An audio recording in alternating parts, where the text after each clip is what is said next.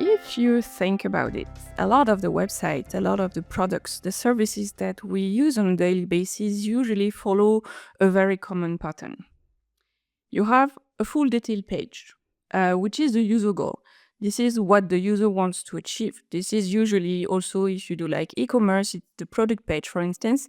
It's where you might have revenue and where you have conversion, and usually you have KPIs on those pages.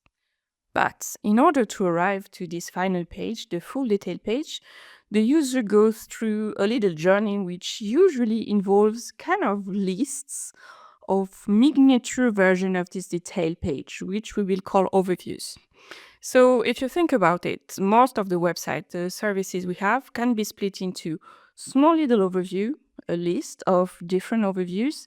And then when the user decides which they want to see fully, they can click on it and they arrive on the full detail page. Okay, cooking recipe time example. So cooking recipe page. The full detail page is, of course, my cooking recipe. So here it's a recipe about pumpkin bread, which is super, super long with ingredients, all of that. So that's my user goal. If you think about the homepage, usually the homepage of cooking recipe site is a giant list of overview. Here they choose to have some little tiles, some little cards with some nice pictures and all of that. You might of course have like header, footer and all of that, but in terms of information architecture, this is just a giant list of overviews. Search results, same idea. Most of the time, a search result page is a giant list of overviews with sometimes some filters. So here I have the filters at the top. And then they redesigned, so they don't have that anymore, but I really like that they had that in previous version.